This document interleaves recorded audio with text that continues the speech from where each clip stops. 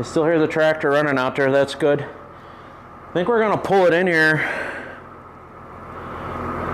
I almost think I gotta pull it in far enough to get to the gantry crane, because someday we'll talk about that truck, but that gantry there will make its way over here, but it won't go past this crack in the floor. Well, wait a minute, I lied. Maybe it will.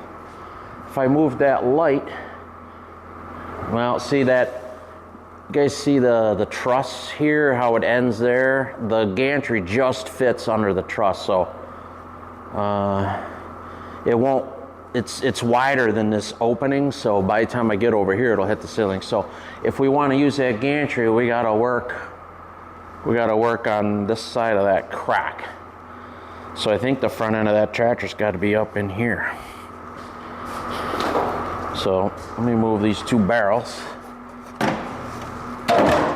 Put my ladder up.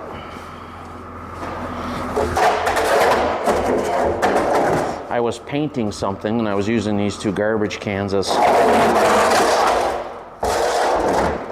the stand. No burn and burn. My metal barrel's full. God, my hands are cold. All right, let's pull it in. I think I might move my turbo heater. My plasma cutter, let's push that there. My turbo heater, I'll just kind of walk it over a little bit. I'll just kick the air hose over. These things are garbage.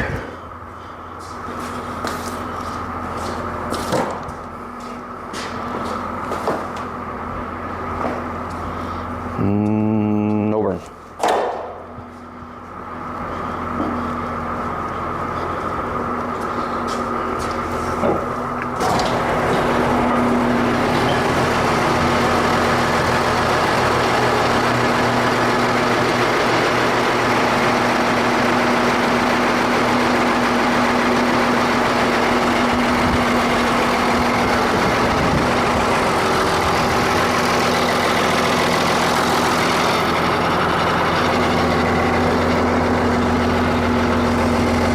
That little bit I left it running, there's a horrendous noise coming out from under the floor now. That noise I was telling you that makes it now move. Let's see if it'll go.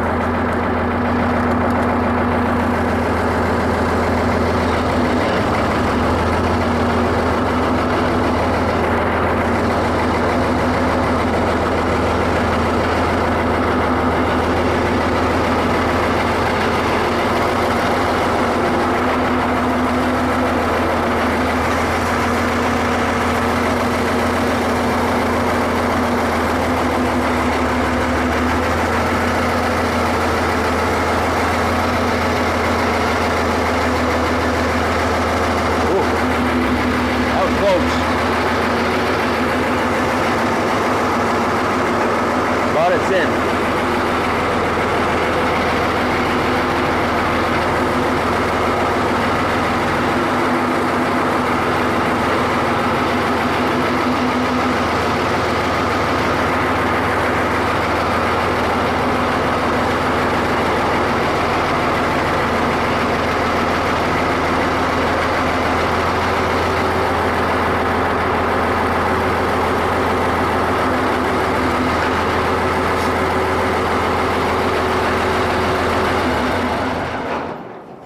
Okay, success. I'm really glad that thing drove itself, because that would have been a pain trying to drive that. Trying to drive two tractors at once. Might have to move these barrels right in the way. Shut this door. I do have in-floor heat, so it doesn't take long to warm back up in here. Let's take a close look at this thing. Ford 8600. It's pretty clean, actually. There's no, it's not just covered manure. This is exactly how Dale bought it. The rubber floor is mostly missing. Does have dual power. The levers do move. Had a cab on it. As you can see, the cab sat right here. We are not planning on putting that back on. We actually have fenders.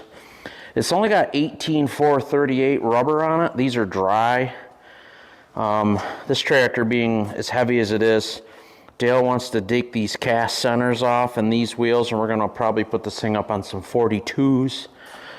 So them tires and wheels will be for sale at some point. We got to leave them on right now. We are deciding whether or not we want to put a narrow front end under this. That'll probably be the last thing we do if we decide we're going to keep this tractor. But if we sell it, we'll leave the wide front end. But these tires are way too big for the back. This is an 1116. This is an 1116. That would normally match up with 20.838. So it's got the big tires on the front, little tires on the back. Somebody welded on these extra weight brackets. Them will most likely get cut off. We don't need that. The tin works in really good condition. This grill, this is an original metal grill. I think we can get it painted. This is an original metal grill here, but it's broke. Either you, oh, I'm sorry guys. Either you, see how it's broke. Either you live with it or not. Not a big fan of this section from here to here. This is all cast iron. Heavy, heavy, heavy, heavy. Tin works in good shape. The cab actually didn't do hardly any damage to it. This is the color the tractor's supposed to be, so it needs to be painted. That says Niagara Tractor, dual power. Again, it's clean. There's no leaks. It doesn't, you know, it's been sitting for a while. Runs good. But anyway, according to Corey and Cam, the hydraulic pump, I mean, there's the hydraulic filter. Where's my light? Oh, it's not within reach. Here, I'll use my little baby flashlight. Got two filters. Not sure why that would be. That one's definitely a hydraulic filter. I don't know what that filter is. Is that hydraulic also? And why would it have two? I'll have to read. And I don't know what we're calling the pump. This is a hydraulic valve up here, so I know that's not it. So I'm guessing this big square plate, there's the bottom left corner, there's kind of the right side. I'm guessing that big square plate, but this valve body is over top of the plate? Could use a pressure washing, but I gotta be honest, I'm not doing that. It's cold.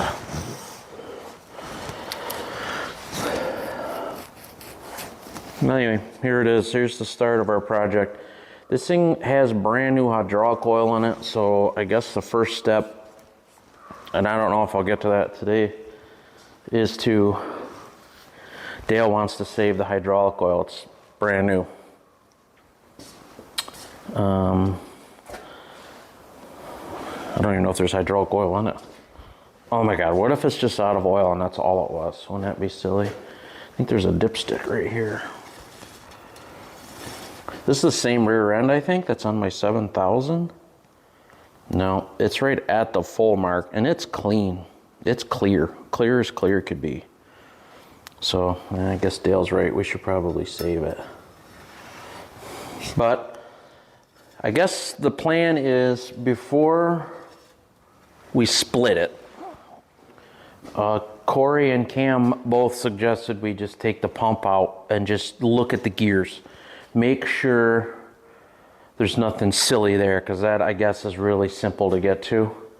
The only thing is this tire's in the way, but I'm not sure. It's already walked out some. I mean, there's a big gap there. I don't think this tire's in the way. We might be able to work in there, take the step off.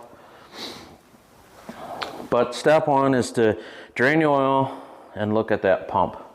So I don't know when I'm doing that, but for today I just wanted to at least get it inside, get this thing warming up. There's a lot of cast iron here, a lot of iron. This thing is freezing cold. bigger than I thought. I thought I was gonna have all kinds of room to walk around, but it's tight there, so I might drag them barrels out and whatever. Okay. Let me put some thought into this, see what our plan is, and I'll report back. Just a minute ago I said there was no leaks. There's a puddle already. It's only been here 2 minutes. Is this diesel or is this just snow? I smell it. It smells, to be honest, it smells like paint thinner. Oh, it's dripping out this little vent here. Which, if I had to believe, yep, it's going up to the back side. This thing here. That means there's fuel. There's fuel in the back side of this housing here. I remember on my 7000, there's not supposed to be fuel there, so the fact that it's dripping, maybe it's just from not being used. I don't know. Let me go get a drip pan and catch that, and don't let me forget, guys, if we get this far, we're gonna have to investigate why that fuel's leaking. All right, now there's more to come.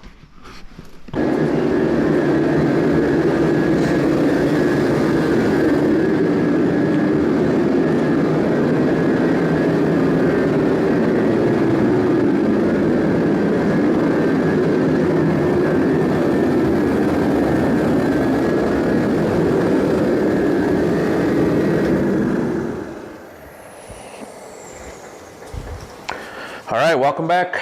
Here's an update. First, let's look outside. Let's start with that. You'll notice the 8600 here looks a little different. Get into that in a second. I'm not sure where we're at with videos or last video, this video, or whatever, but when I pulled the tractor in, it was just starting to snow a little bit, and it's only been a couple hours, and it's a winter wonderland out here. I'm not sure if the camera is catching how hard it's snowing, but I guess I'm glad it started, and I'm glad it drove itself inside, because the whole project would be kaput if we were trying to do that with that snow. But I pulled the tractor inside, as you guys saw, and then I took a picture of it. I snapped a picture of it and I sent it to Dale, just with a quick little comment like, hey, missing all the fun, or something like that. Or I was like, hey, it started and came inside. And then next thing you know, I get a text from him, I'm on my way. So Dale comes up, and we start to, we just started looking at what it's going to take to do what we have to do. There's a shaft that runs from a hub bolted to the crank that goes all the way back and runs into runs a gear that runs the hydraulic pump, which is behind here-ish. This filter, that filter, this cover right here, I know it's hard to see, but the hydraulic pump is there. That shaft, for some reason, maybe I should back up. The hydraulic pump is not turning like it should for some reason. So the only thing that's in there is from what I'm being told, there's gears on the pump. There's like an idle gear in the middle, and then a gear on the shaft, and then there's a long shaft, which I could show you because I happen to have that goes into a hub that's bolted to the crank, right through the flywheel bolts. Something is askew between the flywheel and that pump. So we have to split the tractor. The tractor has to get split right here behind the engine and the head of the bell housing transmission area. The transmission bell housing is all one piece, and then the rear end. That hub is in here behind the engine, and we're going to start with that. I feel like an easier way, or maybe another option, I shouldn't say easier, was we could take the hydraulic pump out and just reach in there and see if it turns or not, but this is kind of Dale's project. Dale said he wants to split it here. So he came up, we took all the tin work off. little harder than what we thought because there was nuts on the inside. We don't know how they even got nuts in there, but we had to cut some bolts. We got all the tin work off. This floor right here is actually in the way of splitting it because we're going to split it right here. So we're like, well, let's just take the floor off. Well, we go back this way. We got the seat off, which sits over on the floor. Seat's in good shape. We took the seat off, and then we discovered the floor actually goes up and under the fuel tank. Sits across here. You can see it. Hold on, let me move my stool. The fuel tank sits right here and kind of is the shape of this roll bar here. Goes all the way across over there. And I told Dale, the only way we're going to get this floor out, we got to take the fuel tank out. So pop open the cap, look inside. It's about that far down. It was about 6 inches down from the top, and that had a lot of fuel in it. So I was able to do a shaker hose, and I got about 20 gallons out or so, and then we took the drain plug out of the bottom and we caught it in a funnel. All said and done, that thing had at least 30 gallons of fuel in it. The fuel we were taking out of the bottom was chunky and looked weird, so I sucked 20 gallons off the top, but me and Dale said it's not worth it. Plus, down here with all this gunk and junk, we opted to get rid of that fuel. So that is currently in the barrel that's going in the oil burner down at the store. I'll be sure to let somebody know it's got a lot of diesel in it. There's probably around 15 gallons of diesel, maybe 12 gallons of diesel in that barrel. But fuel tank come off. That sits over here on the floor right here. As much plunder and crud was underneath the seat, I thought for sure this thing was going to be kind of wonky, but I mean, it still has blue paint underneath it. It has a little bit of chip in the paint, but this fuel tank is solid. So I'm very pleased to see. Fuel tank does not need any attention. We'll just wire wheel it, paint the bottom. This floor, on the other hand, is it's kind of scaly, and this, on the other hand, this is where the farmer put his feet. There was supposed to be a rubber mat on here because you can see around these dual power buttons, there's like a little cup here. There was a 1/4-inch rubber mat that sat on here. So this thing, I'd like to take it off and sandblast and paint it. We'll just do, or at least sandblast and see how bad it is. I mean, there's some pretty scaly rust on it, but this is the correct shape, and there's a lot of stuff that bolts to this. So and this is a big old piece of iron. So I think we're just gonna put this back on and get a new rubber mat for it. All of the seat bolts broke. So we're gonna have to, and the nuts are welded to the bottom of the plate, so I'm gonna have to cut all them off and weld new nuts on the bottom. But the next move is to get this plate off, and once we do that, underneath it here, all of this underneath here is it's filthy. Remember I said the tractor was clean? Well, I found it. Not only that, but Dale's got the side shields off. I'd like to wash all of this up in here. It's just antique dirt, you know. We'll just wash this whole thing. So it no longer runs because there's no fuel tank, so we'll have to tow it out.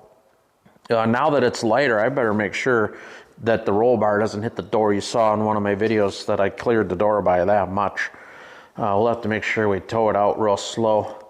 But I got to get this floor off, then we're going to wash it, and then we'll probably have Cam come up and help, but we're going to split it.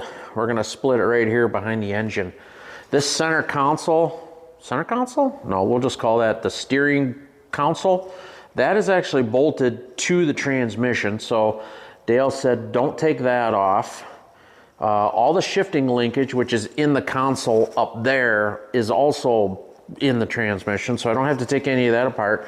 So literally the only thing that's keeping us from splitting it is the floor, which actually is not keeping us from splitting it, but there's bolts that are hiding way down in there. That'll be a real challenge to get to. But we got wiring, there's the fuel shutoff cable, the throttle linkage, and then the power steering, which if we go look at the other side,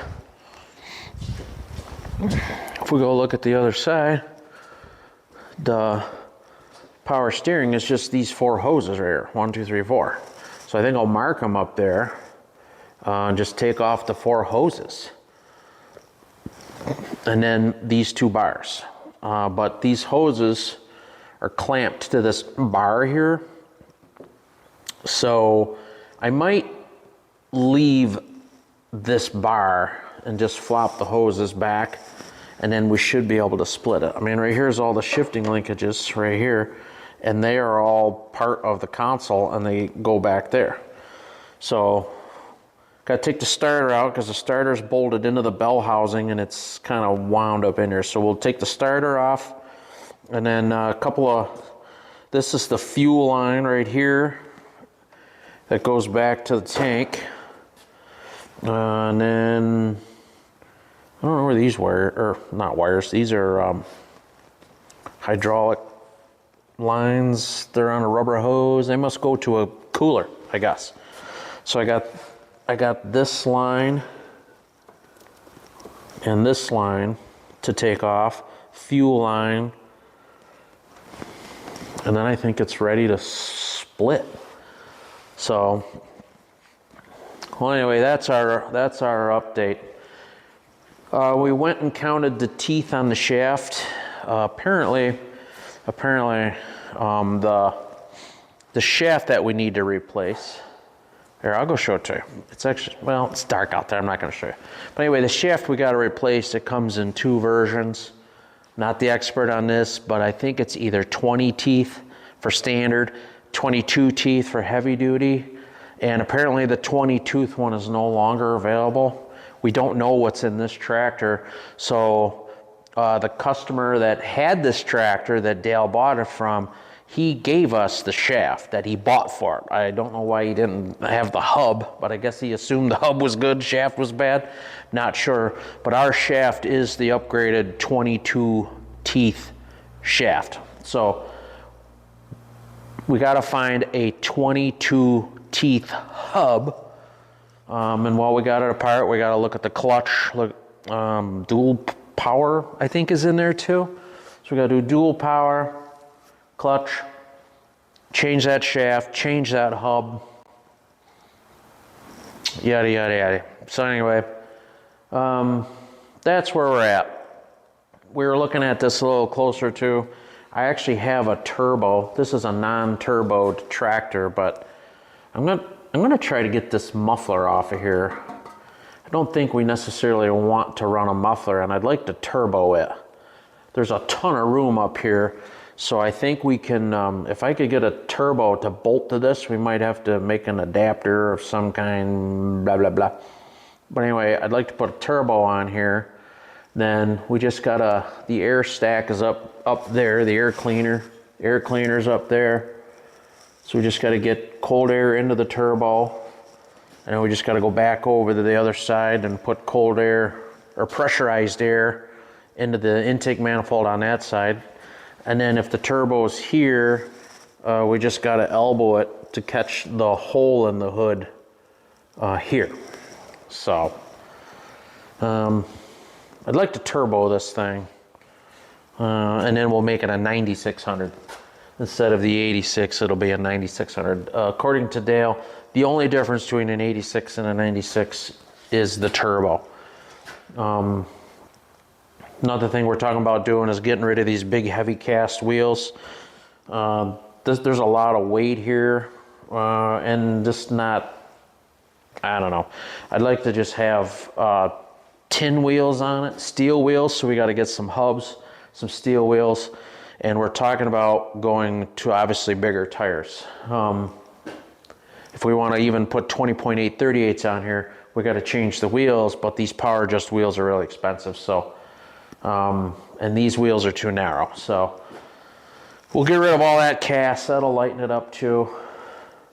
And then there's just a lot of stuff to tighten up. You know, the shift gate's kind of sloppy, as you guys saw in a previous footage. The drawbar clunks up and down, left and right. The 3-point hitch. I mean, you saw when we were doing the 7000, we did a lot to tighten all that up. So I want to get the floor off. This center console thing right here is actually bolted to the tractor under the floor. So you see them round holes in the floor. Them are the bolts that are holding the side console. So I'm gonna get the blowgun, blow them out. I think I'll take them bolts out, and I think that center console will just kind of lean over, I'm hoping, and just stay there. And then I'm gonna see what I can do to get this floor out. If I can at least get it loose, I gotta get the dual power buttons out of there, which I think that's just on a hinge underneath. I'm not sure if I can handle this. I might have to have somebody come help me get that floor off. Get the floor off, get it outside, pressure wash it when the weather will allow, and then we're gonna split it. So I wanted to give you an update on it. We still got a lot of work to do, but as we work on it, I'll keep doing updates. So that's what I got for now.